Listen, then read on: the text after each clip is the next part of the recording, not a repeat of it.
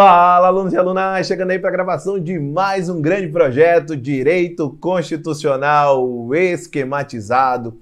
Toda a atenção para este aspecto, disciplina de extrema importância nos diversos concursos públicos. E quando eu falo diversos, nós estamos falando, sobretudo, das carreiras. Carreira policial, carreira militar, carreira de tribunais, carreira administrativa, carreira especificamente fiscal, todas elas estão inseridas neste conteúdo. Só que qual é a linha de se trazer um cenário de uma disciplina esquematizada? Porque aqui o objetivo não é simplesmente falar acerca de dispositivos que você já conhece no texto constitucional. Não. O grande objetivo é que você consiga a retenção do conteúdo programático. Não foi à toa que eu criei um método chamado de método AV4.4. AV do professor Alan Vinícius, 4.4, porque são 4 grandes pilares: planejamento de estudos, organização de estudos, aprendizado eficiente e inteligência emocional. Esses 4 fatores juntos vão possibilitar que você dê um grande salto de produtividade e de performance estudantil. Se você consegue entender muito bem esses 4 pilares, sem dúvida o seu processo de preparação para concursos públicos se tornará um processo cada vez mais profissional e sua aprovação deixará de ser um evento aleatório. Neste momento, se você está no YouTube, você tem 3 atribuições a executar: se inscrever no canal, ativar as notificações no sininho e deixar o seu like, o seu joinha, o seu gostei, porque assim o algoritmo do YouTube saberá que você consegue ou está nos meus conteúdos. Então, esses conteúdos serão mostrados para você com prioridade. Bacana? E para você ter acesso a um grande acervo de aulas de constitucional, bem como simulados, fica comigo que eu vou lhe mostrar ao longo deste vídeo. Quando a gente fala de um cenário de repartição de competências, é um assunto que acaba afugentando muitos candidatos a uma vaga no serviço público. Por quê? Este tema, competências, ele exige que você tenha técnicas para que você consiga guardar as questões. A partir desta perspectiva, o que é que nós precisamos vislumbrar? A partir da ideia, nós estamos diante de uma linha da disciplina de Direito Constitucional e de um macrotema. Este macrotema é o que eu chamo de organização do Estado brasileiro. E esta organização do Estado brasileiro, ela possui especificamente um cenário atinente à repartição de competências. Só que para você entender o funcionamento desta repartição de competências, você precisa entender uma base. E esse entendimento, ele é fundamental para que primeiro você entenda o porquê que o sistema está repartido dessa forma.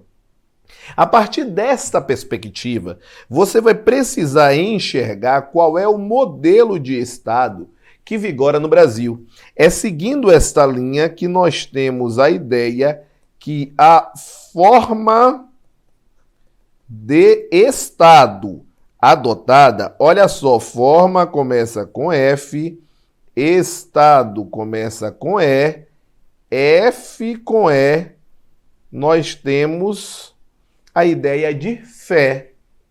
E fé vai gerar a ideia da federação. Ora. Quando a gente fala da existência de uma federação, é de extrema importância você saber, você entender o modelo em que essa federação se constituiu no Brasil. A partir desta perspectiva, você vai ter uma análise histórica, mas não só uma análise histórica, porque isso é muito cobrado em provas de concursos públicos, como uma análise comparativa. A partir dessa perspectiva, olha o que é que você vai encontrar aqui. Quando a gente pensa no modelo brasileiro, nós tínhamos uma configuração Isso é diferente, por exemplo, do modelo estadunidense, do modelo norte-americano. E aqui o que é que eu preciso que você enxergue? Exatamente o seguinte: a ideia é que no Brasil, o modelo que vigorava era exatamente este. Nós tínhamos aqui um único centro de poder.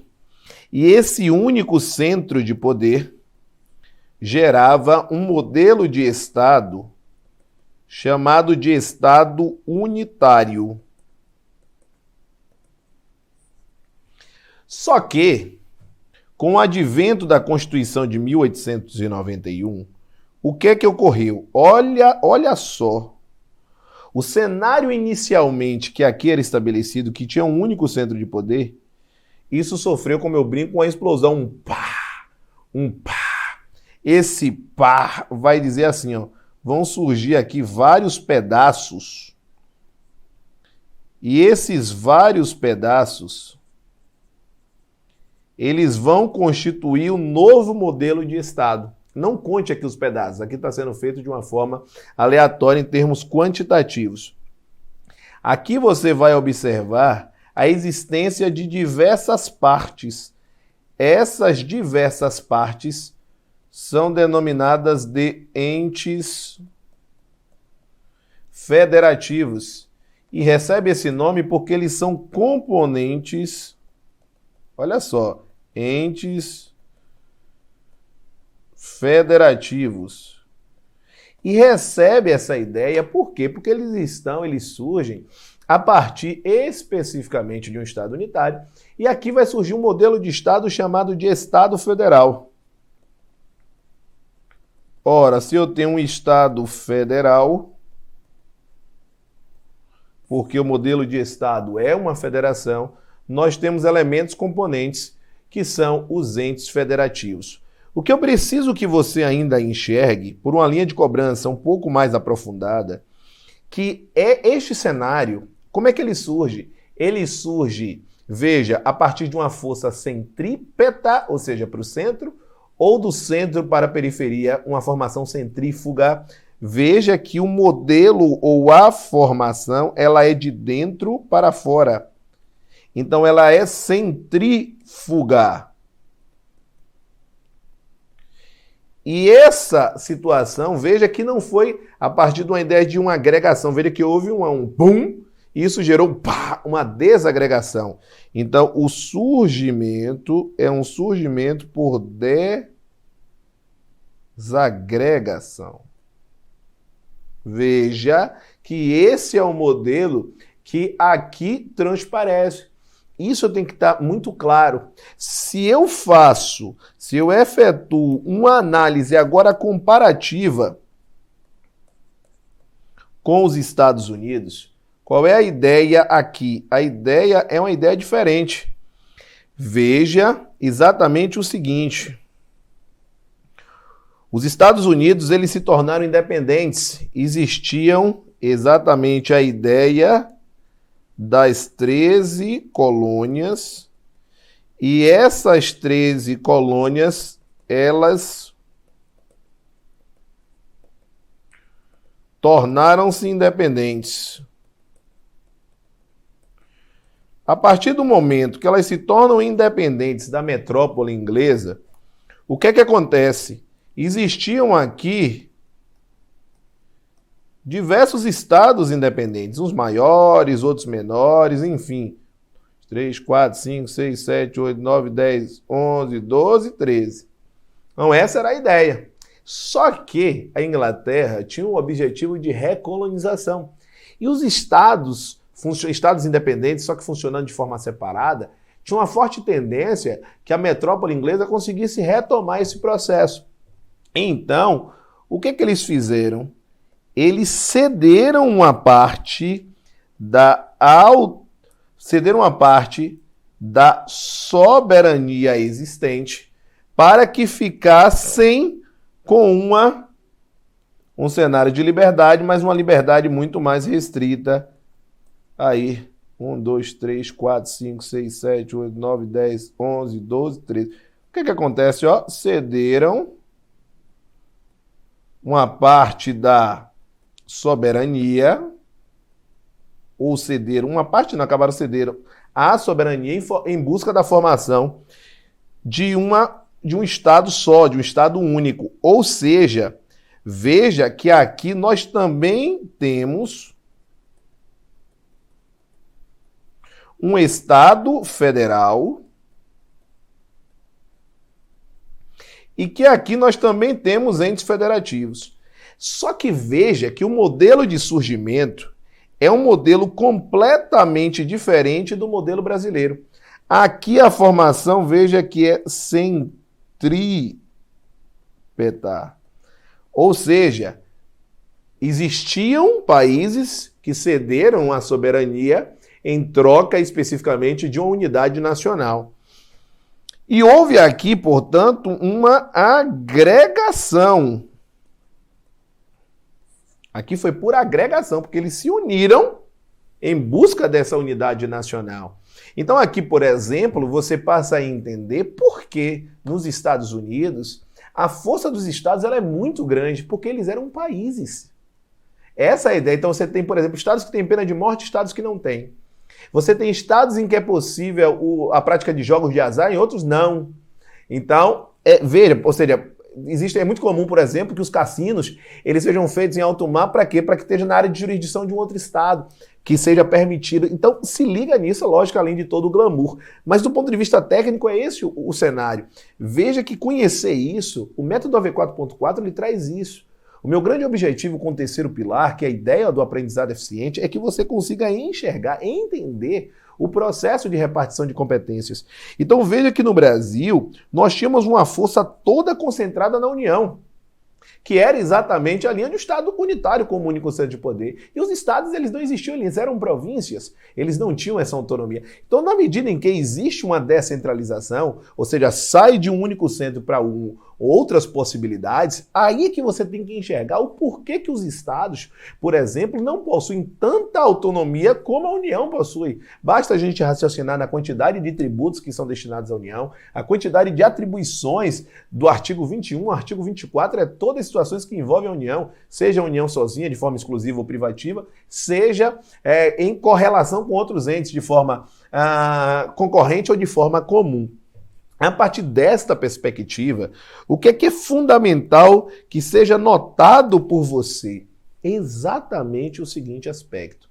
Vamos voltar para o caso brasileiro, que é o que cai na nossa prova, apesar de poder ser perguntado aquele item que eu acabei de falar do surgimento da Federação Brasileira.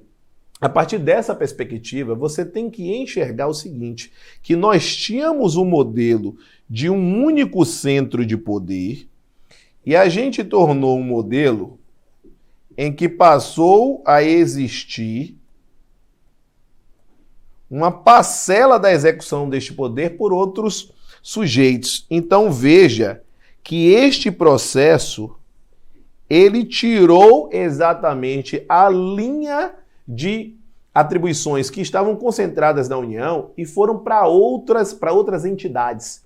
Todas as vezes que envolve mais de uma entidade, mais de uma pessoa jurídica, ou seja, aqueles que podem adquirir direitos e contrair obrigações em nome próprio, nós dizemos que existiu uma descentralização. Esta descentralização, você vai lembrar que é CE.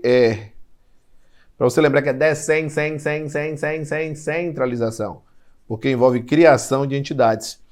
Essa descentralização é uma descentralização política. Por que descentralização política? Porque agora, com essa mudança no texto constitucional, isso vem lá com a Constituição de 1891, o que é que acontece? A Constituição Federal, ela distribui tarefas entre 4 grandes grupos estes chamados de entes federativos. Nós temos, a partir de então, a ideia de uma união. Nós temos o cenário dos estados. também chamados como eu prefiro de Estados-membros. Nós temos a linha dos municípios e nós temos o cenário atinente ao Distrito Federal.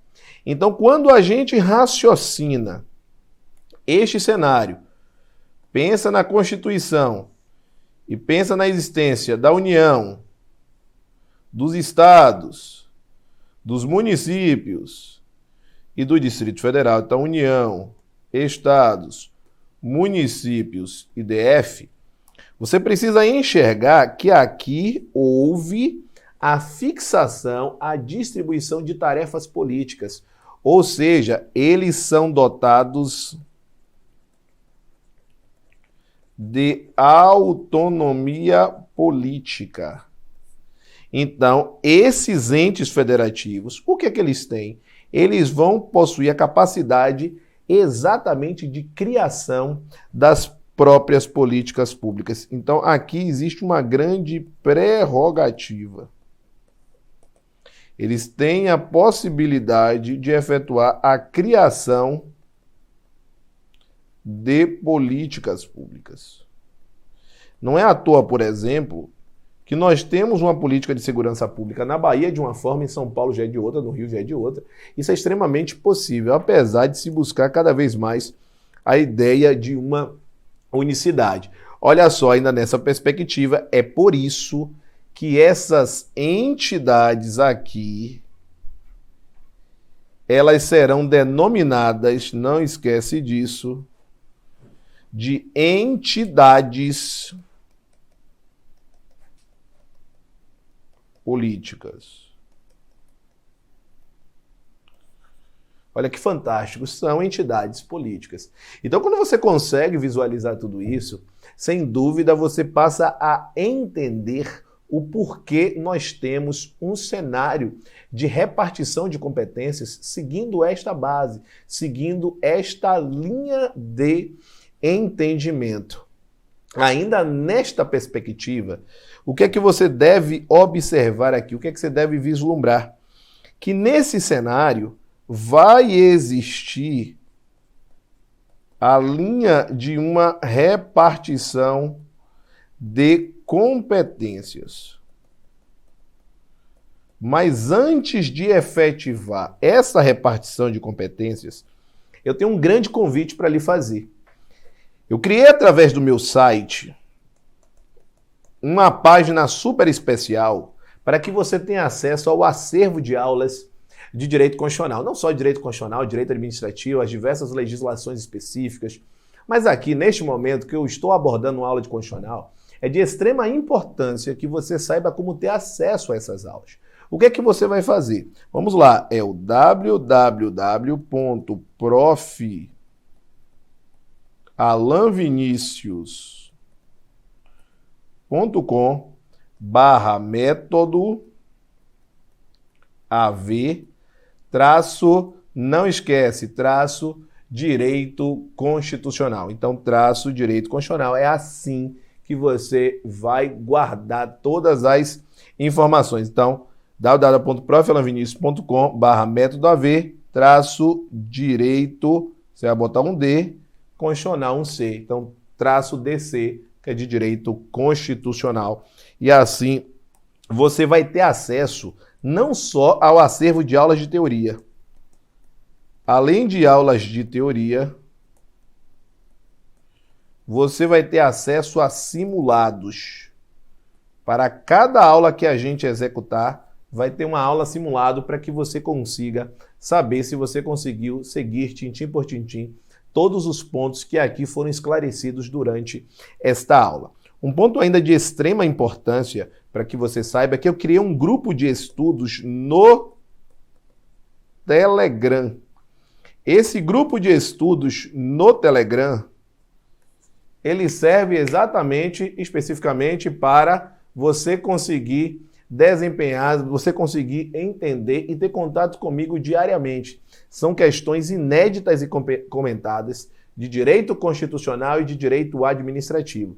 Se você não conhece o Telegram, é um aplicativo de mensagens semelhante ao WhatsApp, mas que você tem muito mais funcionalidades. Se você ingressar no grupo do Telegram neste momento, você vai ter lá 800 questões inéditas até o dia de hoje, no momento dessa gravação, 800 questões inéditas para resolver. Tá certo? Então, após você tem a possibilidade de fazer marcações, depois disso você vai receber os comentários dessa questão, entendendo por que está certo, por que está errado, seguindo todos os ensinamentos do método AV4.4. Como é que você faz para fazer parte desse canal? Chama atenção que é um canal 100% gratuito, tá? Canal 100% gratuito. Como é que você faz para fazer parte? www.profalanvinicius.com/telegram. Assim você saberá exatamente todos os aspectos que eu acabei de citar aí. Se você está nesse momento no YouTube, se inscreve no canal, ativa as notificações através do sininho e deixa o seu legal, o seu joinha, porque se você está comigo até esse momento, é porque certamente você está conseguindo seguir toda a linha de raciocínio desta aula. Bacana? Então vamos lá. Vamos continuar aqui o nosso processo para você entender exatamente o seguinte, que ainda nessa linha da repartição de competências, nós temos um princípio, que é o princípio da preponderância do interesse. Nessa linha do princípio da preponderância do interesse, o que é que você precisa enxergar? Que existe uma linha de um interesse nacional, de um interesse regional, de um interesse especificamente local e de um interesse híbrido. Ora, quando nós estamos diante de uma situação que envolva um interesse nacional, a competência será uma competência da União. Todas as vezes que eu estiver diante de um interesse, mas esse interesse é um interesse regional, aí não tenha dúvida, a competência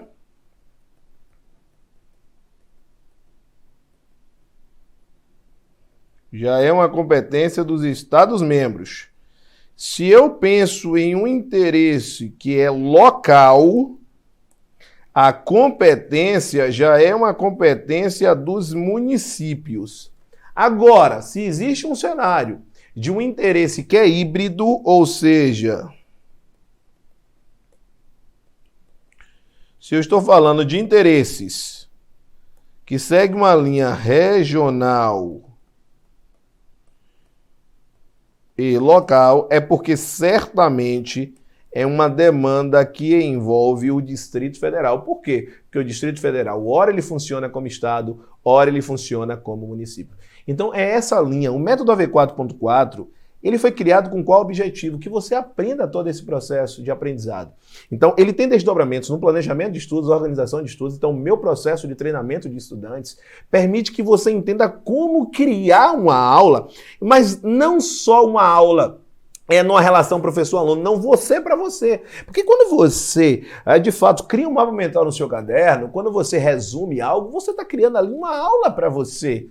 Você está expondo o conteúdo de acordo com a sua perspectiva. E é isso que permite que você consiga reter o conteúdo programático. Então não deixe de estar no site, porque assim você poderá ter acesso a diversas ferramentas de como estruturar os seus estudos de uma forma eficiente. É isso aí, galera. Estamos juntos.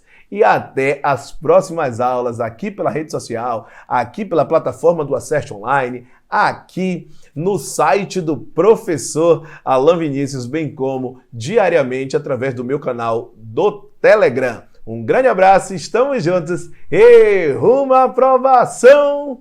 Valeu, grande abraço!